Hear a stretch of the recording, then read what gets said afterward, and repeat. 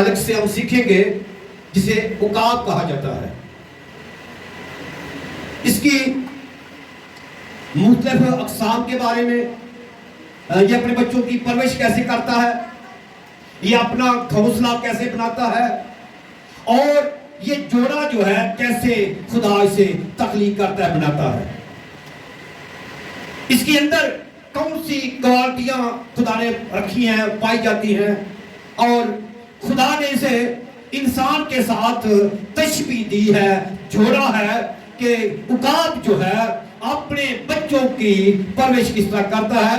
जैसे इंसान अपने बच्चों की परवरिश करता है, इससे बढ़कर ये अपने बच्चों की परवरिश करता है और इन्हें सिखाता भी है। तो आज हम इसके बारे में सीखेंगे कि खुदा लिखा है, खुदा के कलाम में निकाले ज़बूर 103 उसकी 5 आयत पढ़े जल्दी से खड़े होकर। हमारा जो अनुमान है वो है अकाबों जैसा जोर दूंगा, अकाबों जैसा जोर दूंगा। ज़बूर की किताब 103 बाब और 5 आयत में देखिए कि क्या लिखा है। जी पढ़े, आप पढ़े। वो तुझे उम्र भर अच्छी अच्छी चीजों से आसूदा करता है, उकाब की मानिंद असरनो जवान होता है।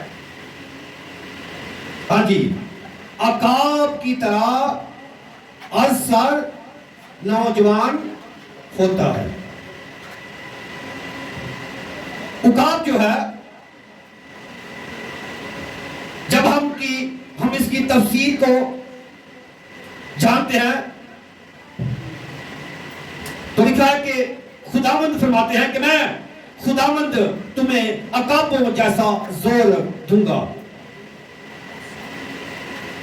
इसके मुख्तलिफ नामों से भी है, और पहला नाम जो है वो है उकाब, दूसरा नाम जो है शाहीन है, तीसरा नाम इसका बाज है।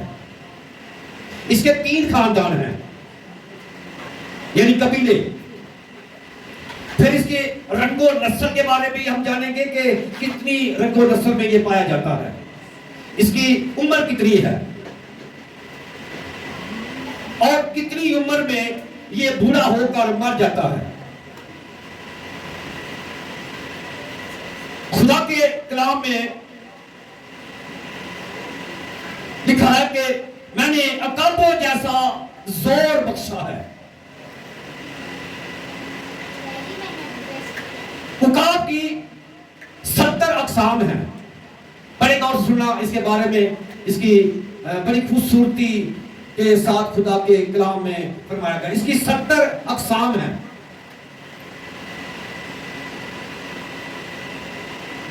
ये 3 खानदानों के अंदर बटा हुआ है, यानी 3 कबीलों में अलग अलग इसके रंग भी हैं। खुदा ने इसकी तारीफ भी की है। इंसान के साथ जोड़ा गया, तशबीह दी गई है, और ये एक शिकारी परिंदा है। ये अपना शिकार खूब जो है निभाता है, जानता है कि मैंने अपना शिकार कैसे करना है। ये कई मराहल से गुजरता है। मराहल क्या होते हैं? मुख्तलिफ मरहलों से गुजरना, मुश्किलात से गुजरना, और ये मुश्किलात का सामना भी करता है।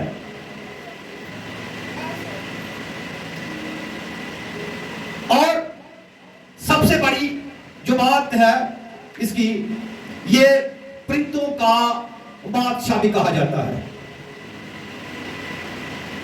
जैसे शेर को जंगल का बादशाह कहा जाता है, इसे परिंदों का बादशाह कहा जाता है। और ये मुख्तलिफ मराहल से गुजरता है और ऊंची उड़ान भरता है। ये कई दिन तक ये आसमान पर उड़ता रहता है कई दिन तक। लेकिन खुदा ने इसे इतनी कुवत, इतनी पावर दी है कि ये कई दिन तक आसमान पर उड़ सकता है। इसलिए खुदा ने कहा कि मैं तुम्हें अकाजों जैसा जोर देता हूं।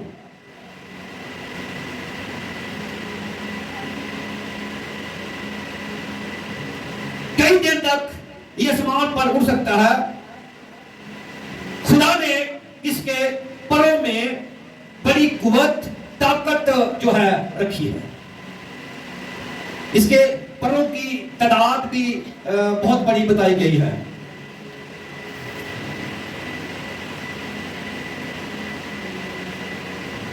और ये जब अपना शिकार करता है तो ये टारगेट करता है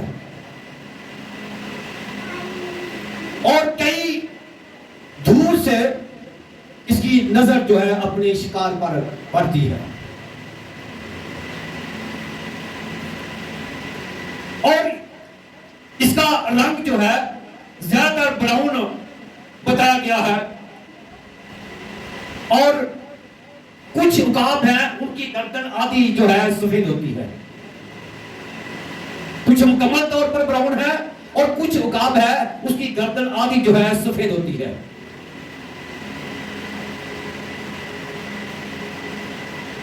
और कई उकाब जो है मुकम्मल तौर पर व्हाइट है, वो अक्सर नहीं पाया जाता। शिकारी ब्राउन रंग के उकाब को पसंद करते हैं।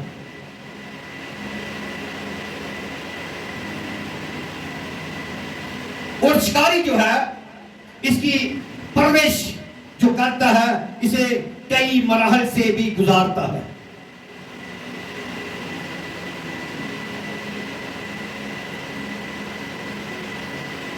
इसकी परवरिश बच्चों की तरह की जाती है। जो शिकारी है ये भी शिकार करता है, लेकिन जो शिकारी है जो इससे शिकार करवाता है इंसान, वो अपने बच्चों की तरह इसकी परवरिश करता है। कई लोग ऐसे हैं जो जानवरों के साथ, परिंदों के साथ बहुत ज्यादा उनका रिलेशन है, उनका रिश्ता उनके साथ कायम है।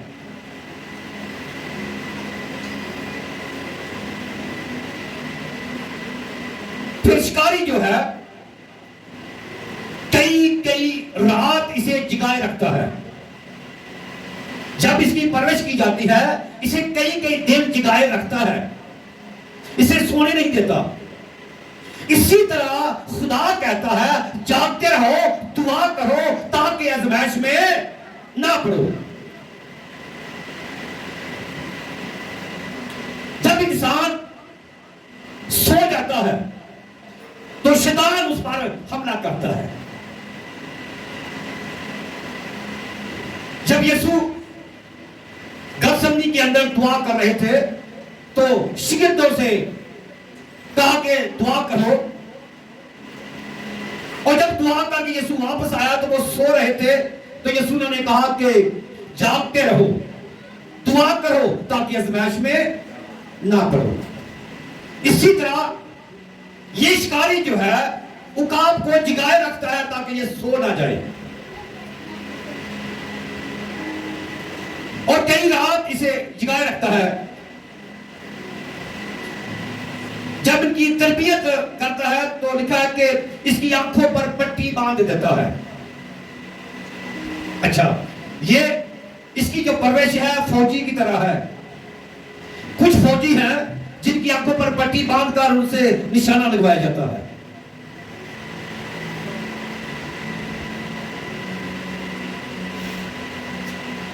आंखों पर पट्टी बांधते हैं, इसकी तरबियत की जाती है और कई कई दिन इसे भूखा रखा जाता है।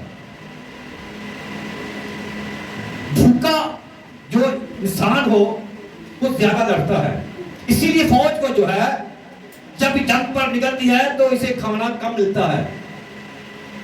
बल्कि कई बार जंग के अंदर जब ये जंगल के अंदर निकल जाते हैं लड़ते लड़ते तो खाना नहीं मिलता, कई कई दिन फौज जो है वो भूखी रहती है। और जब भूखा इंसान होता है फिर ज्यादा लड़ता है। कई लोग कहते हैं कि खाना ना खाएं तो हम कुछ कर नहीं सकते, इसलिए इसको जो है भूखा रखा जाता है ताकि जब इसकी तरबियत की जाए तो जिस काम के लिए इसे तैयार किया जाए उस काम को ये खूब निभा सके। इसी तरह इंसान तरबियत करता है, फिर इंसान जो है परिंदों की, जानवरों की, जानदारों की भी तरबियत करता है। एक ज़बूर है, ना हो घोड़िया खच्चरा मांगू,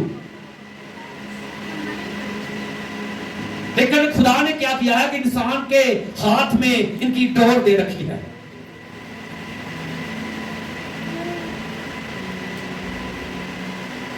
इनकी ट्रेनिंग जो है फौज की तरह की जाती है।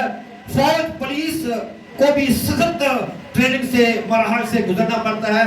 यशवा उसे खास वाकफ है कि इनको जब ऊपर से कितनी ऊंचाई से गिराया गया, 60 फुट की ऊंचाई से गिराया गया इनको। तो ये कमांडो की ट्रेनिंग जो है, ये जो उकाब है ये भी कमांडो की ट्रेनिंग करता है।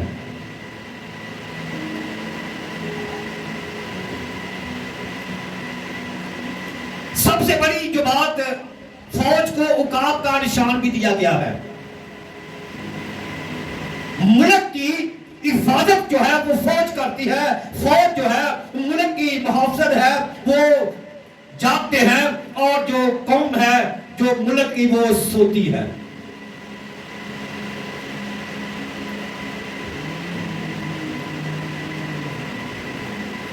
इसको फौज की तरह ट्रेनिंग दी जाती है। जैसे एक फौजी उकाब की तरह फिर शिकारी बन जाता है। फौजी जो है, कमांडो फौजी जो है, वो उकाब की तरह शिकार करता है।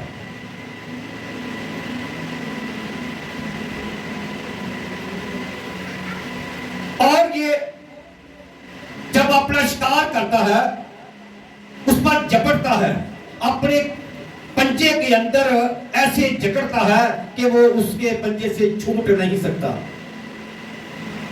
इसके पंजे के अंदर खुदा ने इतनी कुव्वत दी है कि ये एक बकरा जो है उठा के ले जाता है ऊपर, फिर ऊपर ले जाता है, उसे नीचे फेंकता है, फिर उसे खाता है।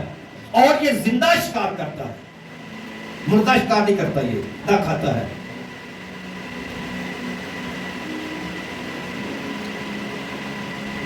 इसका निशान यानी फौज को दिया गया है। और ज्यादा अक़साम औकाब की जो है इटली, ऑस्ट्रेलिया, अफ्रीका में पाई जाती हैं। भारत और पाकिस्तान में भी शिमाली इलाकों में ये पाए जाते हैं।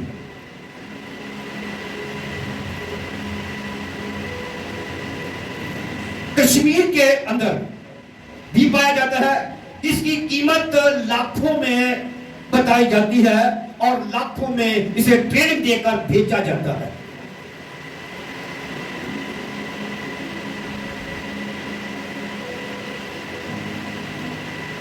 और जो लोग इस की तरबियत करते हैं या देते हैं इसे, वो खुद भी इस मरहल से गुजरते हैं।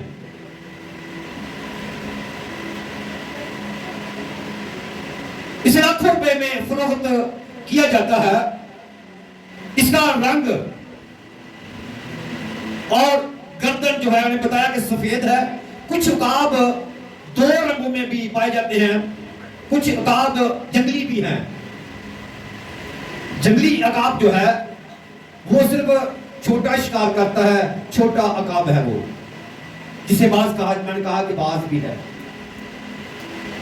वो भी ऊपर से झपटता है, ये भी ऊपर से आता है।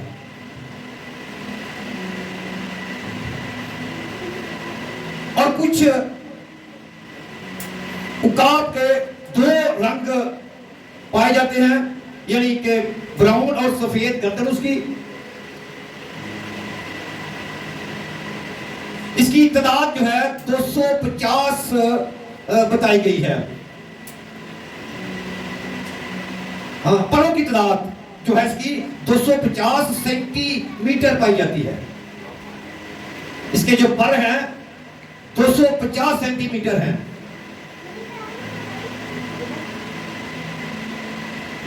और समुद्र में तैरने वाली मछली जो है उसका शिकार भी करता है ये। और ये जब ये अपने बच्चों को जो गोश्त खिलाता है वो मछली का गोश्त खिलाता है।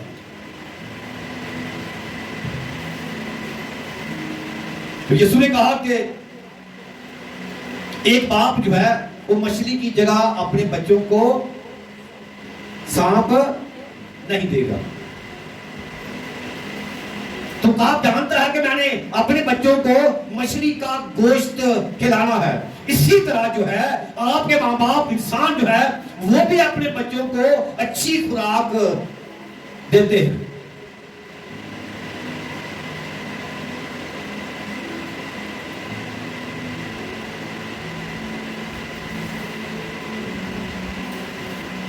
फिर जब ये इसके शिकार की जो खासियत है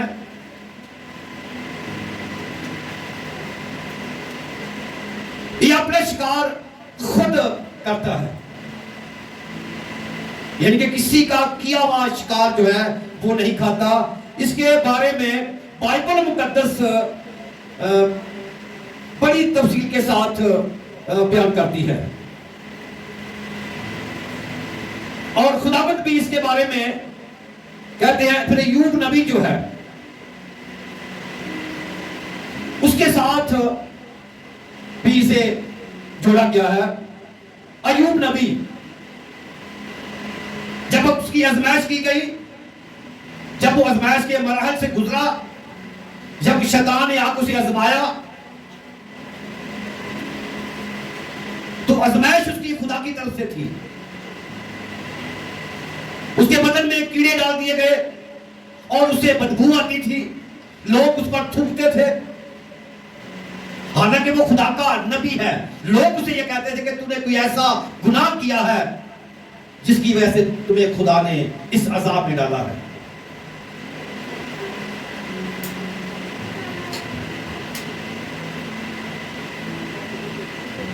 अय्यूब नबी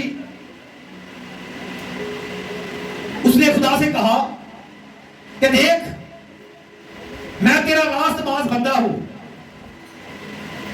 और तूने मेरे साथ ऐसा क्यों किया है। फिर खुदा ने इसे उकाब के बारे में तफसील दी। फिर शिकरमुर्ग के बारे में खुदा ने कहा देख शिकरमुर्ग जो है वो अंडे देती है और अपने अंडे देकर रेत में दबा देती है। वो नहीं जानती कि कोई बड़ा जानवर गुजरेगा और वो टूट जाएंगे, इसकी नस्ल खत्म हो जाएगी। देख अय्यूब मैं उसके अंडों की हिफाजत करता हूं ताकि उसकी नस्ल बाकी रहे। तो फिर अय्यूब नबी जो है खुदा के हुजूर घुटने टेक बैठा। खुदा ने कहा बता मुझे कोई ऐसा काम करके दिखा, मुझे तू रास्तबाज है लेकिन कोई ऐसी तकलीफ कर। फिर खुदा के हुजूर जो है वो झुक गया।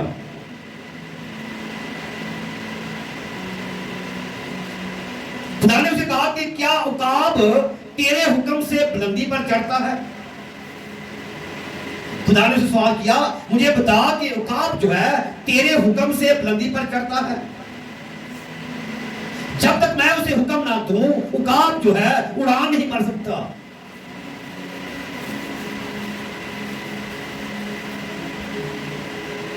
दूसरी जो बड़ी बात है ये अपना घोंसला जो है एक चोटी पर बनाता है जो पहाड़ की आखिरी चोटी को, ताकि कोई शिकारी जो है पहुंच ना सके। और उकाब जो है खुदा के हुक्म की तामील भी करता है। खुदा के हुक्म के बगैर ये आगे नहीं बढ़ता। आज इंसान जो है वो खुदा के हुक्म की तामील नहीं करते, अपने मफाद में रहता है इंसान। फिर खुदा ने उसको कहा देख अय्यूब तू खुल रहा है मेरे साथ, क्यों? जब भी हम पर आजमाइश आए तो हम खुदा के साथ ना जुड़े। इसीलिए खुदा कहता है जागते रहो, दुआ करो ताकि आजमाइश में ना पड़ो।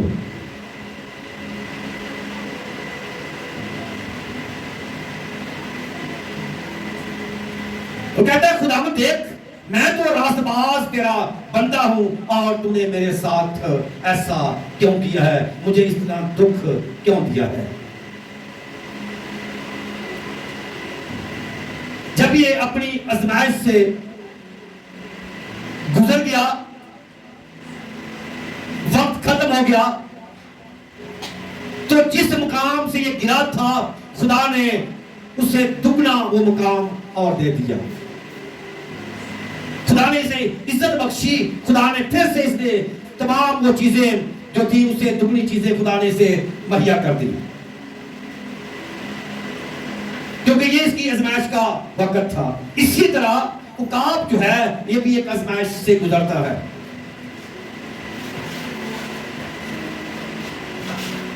उकाब जो है बड़ी मुश्किलात का सामना करने के बाद, उस मराहल के गुजरने के बाद, क्योंकि ये अपने मराहल में से जब गुजरता है, उस आजमाइश से गुजर जाता है, इसी तरह इंसान भी आजमाइश में पड़ता है।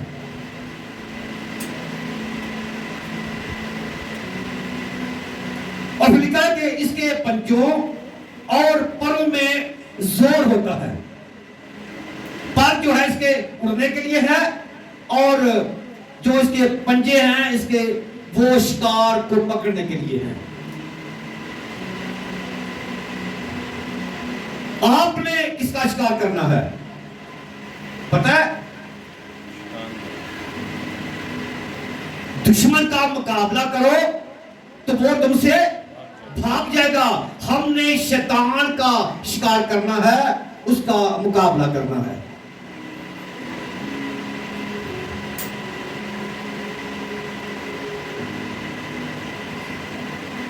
यशायाह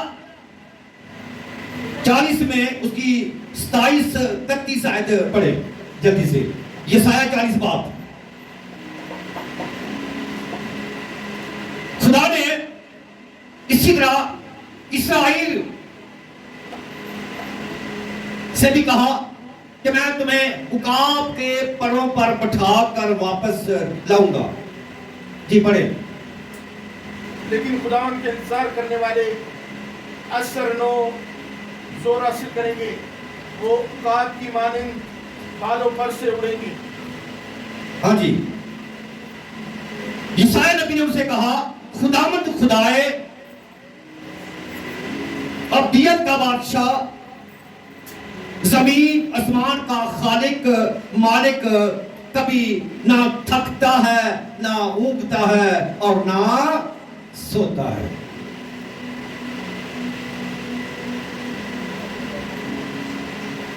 तो कहता है कि उसकी हिकमत इतराक से बाहर है, यानी हमारी समझ से खुदा का कलाम बाहर है। हम पूरी तरह खुदा के कलाम को समझ नहीं सकते। उसकी हिकमत इदराक से बाहर है। वो थके हुओं को जोर बख्शता है और नौजवान को तवानाई, और नौजवान लिखा है थक जाएंगे, मांदा होंगे और सूरमा जो है वो गिर जाएंगे। जो बड़े बड़े सूरमा थे हैं वो गिर जाते हैं, लेकिन खुदा ना तो कभी थकता है ना गिरता है।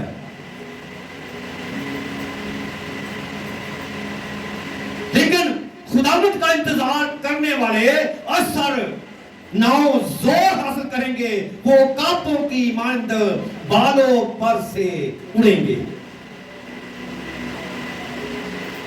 खुदा कई बार आपको ख्वाब के अंदर उड़ान भरना सिखाता है। मैंने कई बार उड़ान भरी है। जब आप उड़ान ख्वाब के अंदर भरेंगे तो फिर खुदा आपको अपने जलाल के लिए कसरत के साथ इस्तेमाल करेगा।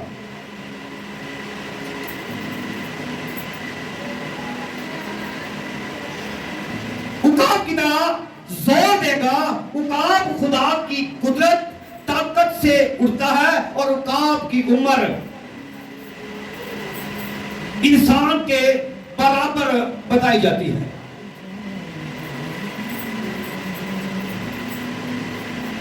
कितनी है? इसकी उम्र जो है 30, 60, 70 साल तक इसकी उम्र बताई जाती है। कैसे है, क्यों है, ये आगे जाके आपको पता चलेगा कि ये जो है बूढ़ा किस उम्र में होता है, फिर जवान होता है।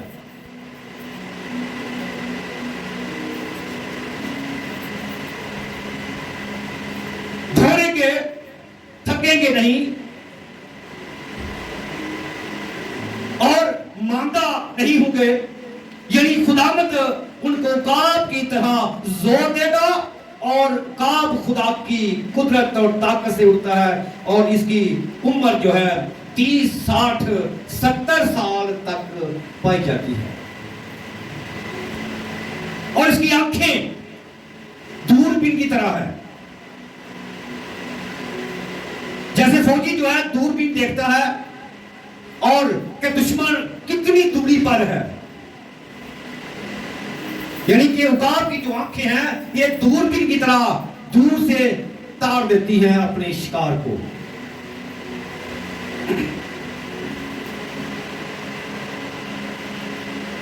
जैसे फौजी दूरबीन से देखता और उसकी आंखों दूरबीन की तरह काम करती हैं, ये इंसान की तरह अपने बच्चों का घोंसला बनाता है। जैसे इंसान घर बनाता है, इसी तरह जो है ये अपना जो घोंसला बनाता है, बड़ा खतरनाक घोंसला बनाता है ये।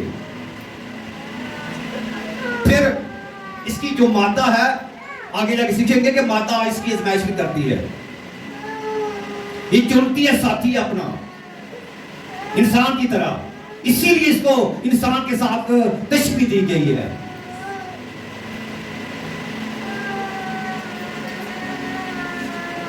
ये अपना घोंसला बुलंदी पर बनाता है। इसके घोंसले की गहराई 4 मीटर, चौड़ाई 2.5 मीटर होती है।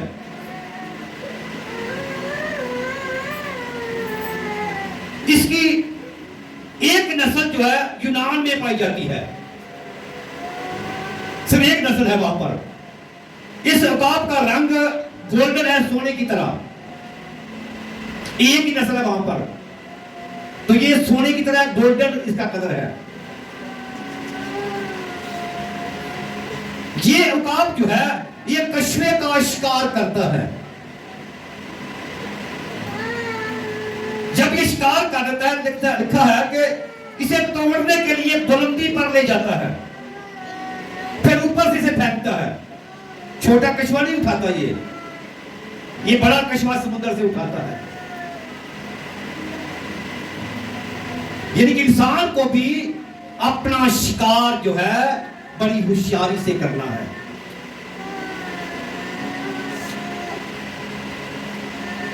नीचे फेंकता है, ये खुली आंखों से सोता है। लिखा है कलाम में कि हम रोया देखते हैं खुली आंखों में। रोया का मतलब क्या पता है? रोया वो होती है जो आपने रोया खुली आंखों से देखी है, आपने उस रोया को बयान किया है। अगर वो रोया आपकी पूरी हो गई है, नबूवत पूरी हो गई है, तो फिर आप कामयाब खादम हैं, कामयाब नबी हैं। तो ये खुली आंखों से सोता है। इसकी माता का वजन नर से ज्यादा होता है।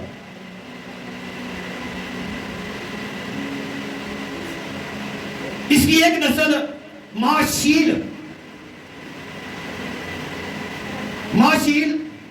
उकाब से भी जानी मानी जाती है। इसके 5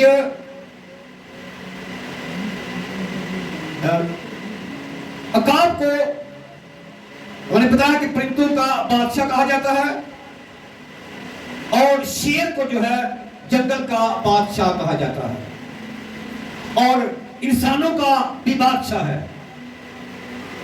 एक बादशाह आपका आसमान पर है और एक बादशाह जो है जमीन पर है। आसमान का जो बादशाह है वो सब कौमों का, सब मुल्कों का बादशाह है।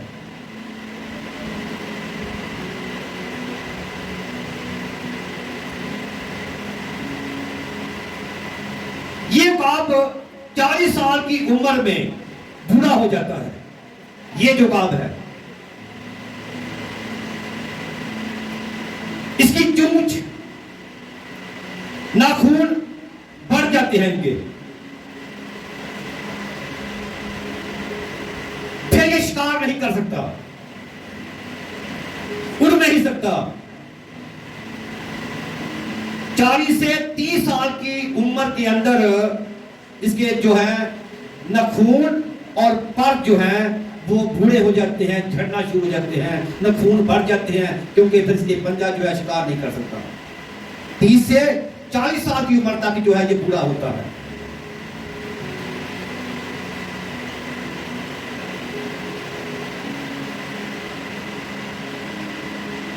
फिर शिकार अपना कर नहीं सकता। इसके बारे में बाइबल मुकद्दस में जो बताया गया, जो हमने सीखा है, आगे लिखा है कि शिकार नहीं कर सकता, अपने मरने का इंतजार करता है। जाहिर है जब इंसान काम नहीं कर सकता, कुछ खा नहीं सकता, पी नहीं सकता, तो फिर क्या है, उसके मरने का वक्त आ जाता है।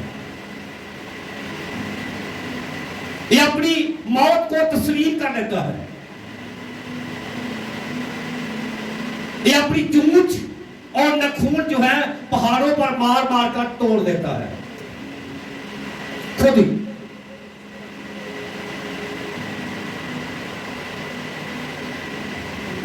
दिन तक सख्त तकलीफ और दुख में से ये गुजरता है, यानी रोजा रखता है ये 50 दिन का।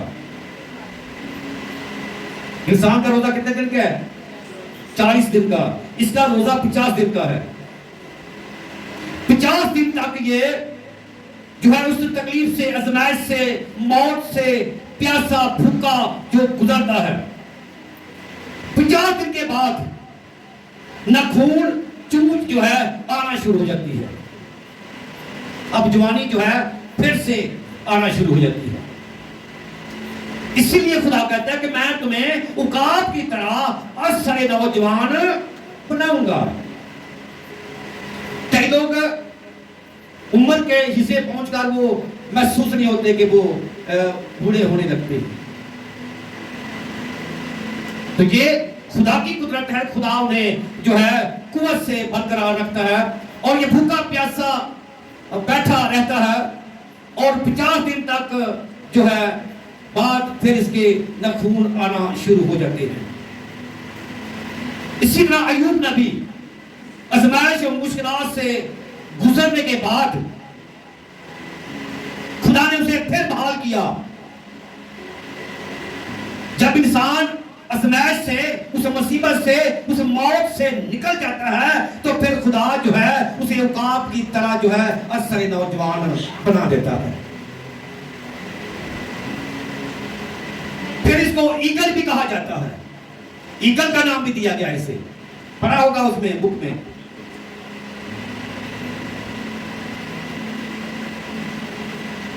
इसकी नस्लें जो है, सबसे बड़ी जो खूबी है इसके अंदर, ये मुखालिफ हवाओं का की तरफ उड़ता है, प्रवास करता है। जिस तरफ हवा होगी, आ रही है हवा, ये उस तरफ जाता है। ये बैक नहीं मारता, ये उसका सामना करता है, हवा को ललकारता है, हवा के मुखालिफ उड़ता है। हमने शैतान के खिलाफ उड़ना है, मुनादी करनी है, दुआ करनी है, ताकि शैतान जो है आपके पांव के नीचे हो। इसलिए ये जो है मुखालिफ हवा का मुकाबला करता है। तूफान जितना भी हो, इसमें जाना उसी की तरफ है। इसके पैरों में कितनी ताकत है।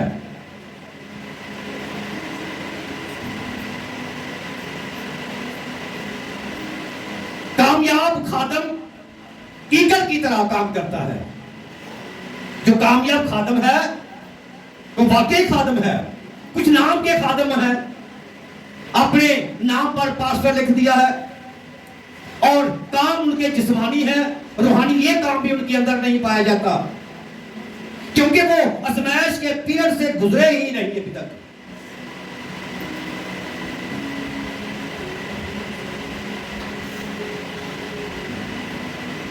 दुनिया कलाम में के घबराए नहीं।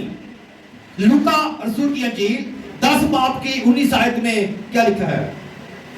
लूका 10 बाब की 19 आयत।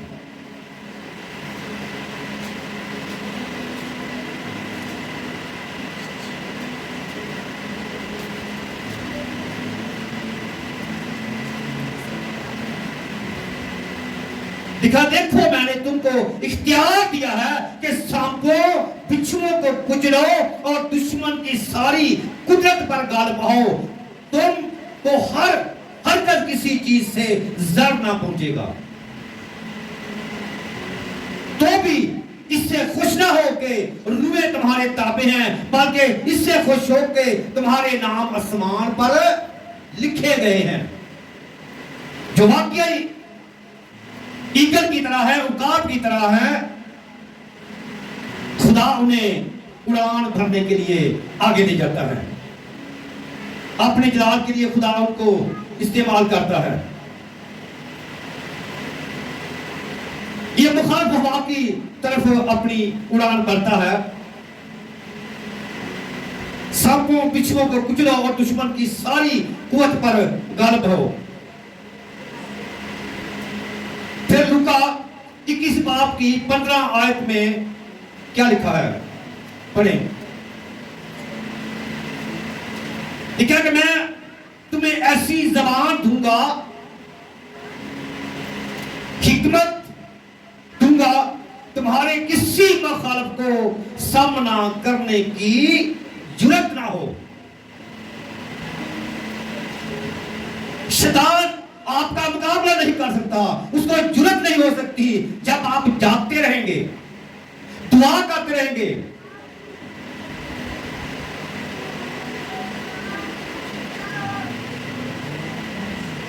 जागते रहो, दुआ करो, जैसे उकाब खुली आंखों से सोता है।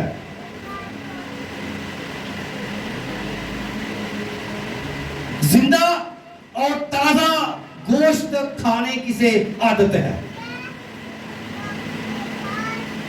तो हमें गोश्त और खून से लड़ाई नहीं करनी।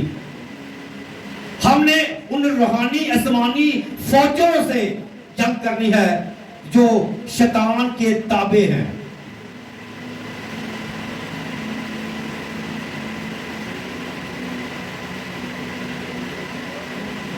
इसी तरह ये भी मुखालिफ हवा का मुकाबला करता है, और आपने भी अपने मुखालिफ का जो है मुकाबला करना है। जब ये घोंसला बनाता है तो पहले मादा नर जो है इसका इम्तिहान लेती है। अब आइए बारी इम्तिहान की, इसकी आजमाइश करती है।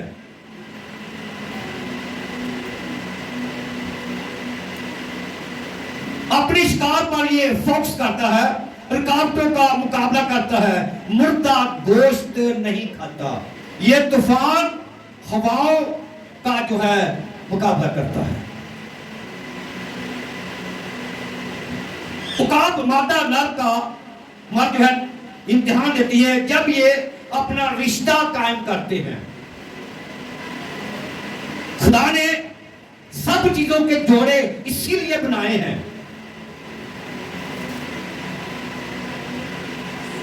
ये सीखने की बात है कि ये जो जोड़ा है नर और मादा, ये किस तरह से जो है एक दूसरे का साथ निभाने के लिए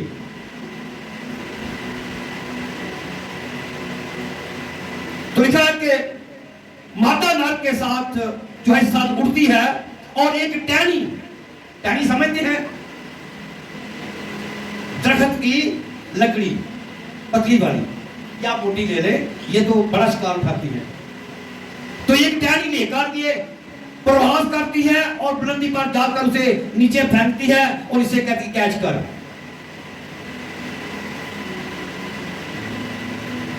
फेंक देती है, नर गिरने से पहले इसे पकड़ लेता है। इसे गिरना नहीं, अगर गिर गई टहनी तो जो है ये उगाब जो है नाकाम हो गया, वो इसे कबूल नहीं करती।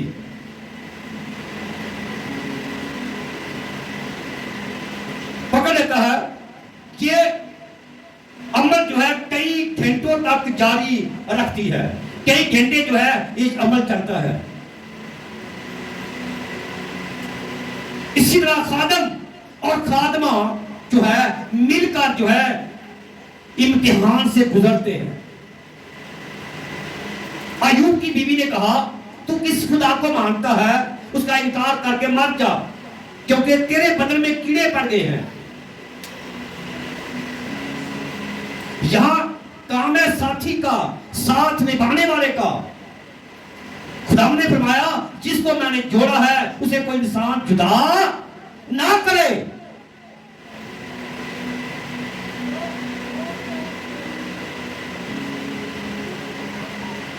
ये अमल के घंटों जारी रहता है। इसी तरह खादम खादमा मिलकर जो है एक इम्तिहान से गुजरते हैं। कुछ कामयाब होते हैं, कुछ फेल हो जाते हैं, कुछ गिर जाते हैं, कुछ खड़े हो जाते हैं।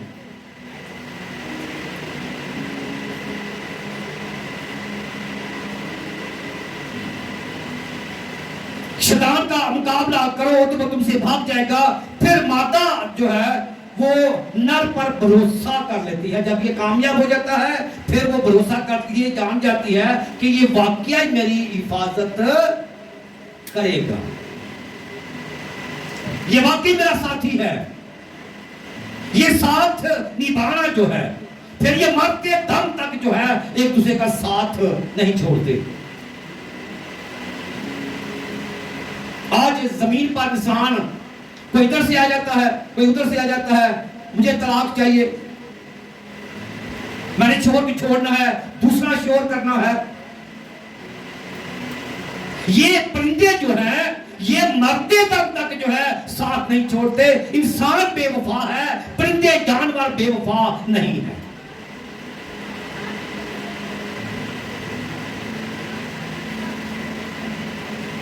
दिखा किनका फिर इसके साथ अपना रिश्ता जो है बना लेती है, उसे कबूल कर लेती है। फिर ये दोनों मिलकर मुश्किलात का सामना करते हैं। दोनों, एक नहीं, दोनों मिलकर जो है ये मुकाबला करते हैं, मुश्किलात का सामना करते हैं। बच्चे जब आपके होते हैं, मियां बीवी जो है उसकी क्या करते हैं, परवरिश करते हैं। अपने बच्चों को उस राह पर लेकर चल जिस राह पर इन्हें चलना है।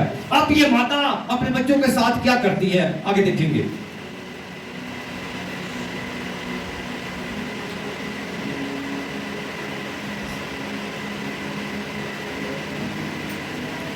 इस पर भरोसा कर लेती है, रिश्ता कायम हो जाता है। ये दोनों मिलकर जो है मुकाबला करते हैं। फिर ये घोंसला बनाता है, घोंसला बनाते हैं। कांटों वाली टहनियां जो है नर लेकर आता है। कांटे नहीं, कांटे पहली तय जो है कांटों की बनाते हैं ये अपने घोंसले की।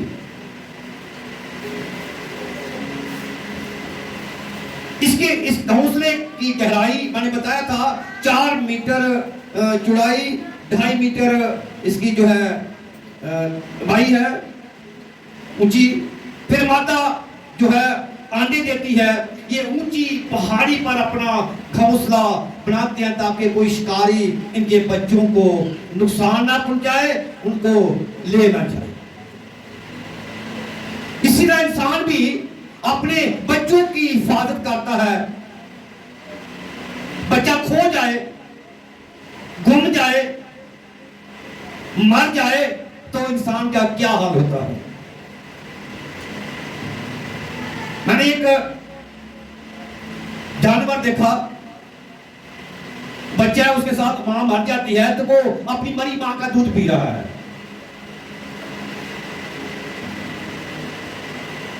यानी कि मां का रिश्ता और बच्चों का रिश्ता जो है ये बहुत बड़ा रिश्ता है।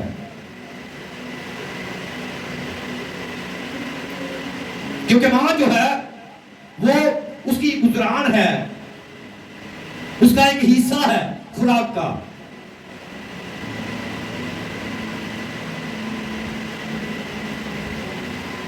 माता अंडों को सीती है, यानी उसमें बैठती है, और माता ही बच्चों को उड़ान भरना सिखाती है। अभी गौर से सुनना, माता जो है अपने बच्चों को उड़ान भरना सिखाती है। इसीलिए बच्चे जो है उनका रिलेशन ज्यादातर मां के साथ होता है, क्योंकि मां जो है वो घर में होती है और बाप जो है वो बाहर मेहनत मशक्कत के लिए निकलता है। इसी तरह उकाब जो है वो शिकार करके लाता है, वो मेहनत मशक्कत करता है, और माता जो है अपने बच्चों को पालती है।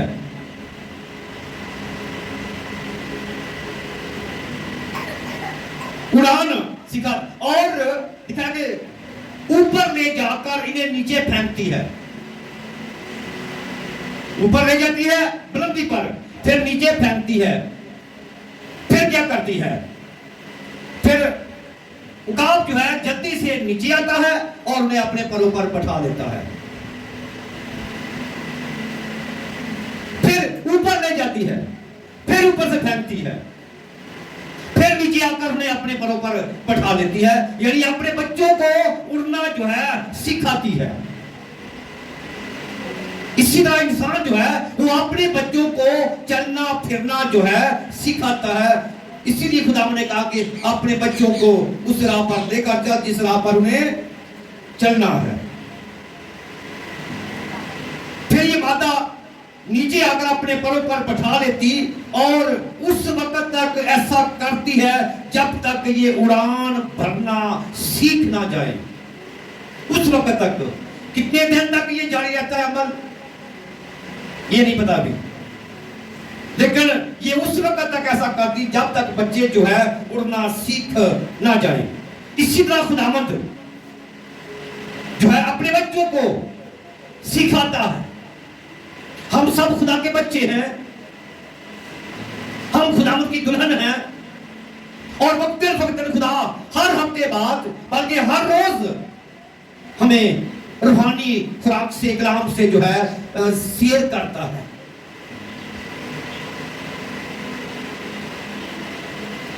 इस्राएल कौम से कहा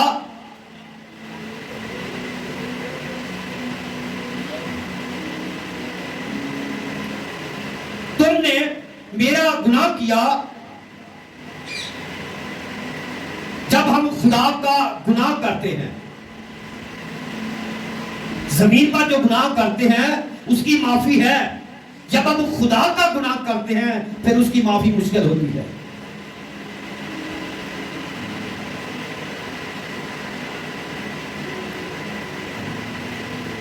इसलिए खुदा ने कहा कि मैं तुम्हें अपने हाथों पर उठाए फिरता हूं।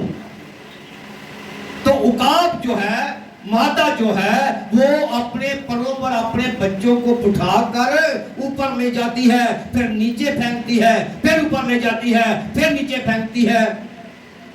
इसी तरह खुदा जो है वो हमें जब हम गिरते हैं तो वो हमें अपने हाथों पर उठा लेता है, हमें सिखाता है चलना फिरना उठना बैठना। दिखा के खुदा हमारा जानता है। हम बंद कोठरी में भी कुछ करते हैं तो खुदा वहां पर भी मौजूद है। वो जानता है कि हम क्या कर रहे हैं। इसलिए खुदामंद नहीं किसी की हलाकत चाहता। फिर अध्याय का पहला बाप जो है, वहां एक आखिरी आयत है हमारी, उसमें देखेंगे क्या लिखा है।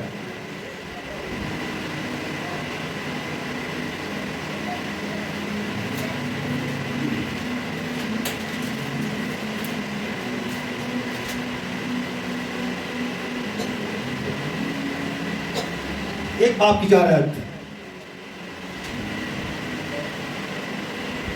अध्याय उसका पहला बाप लिखा है। खुदामंद फरमाता है, अगरचे तू उकाब की मानंद बुलंद परवास हो और सितारों में अपना आशियाना बनाए, तो भी मैं तुझे वहां से नीचे उतार लाऊंगा।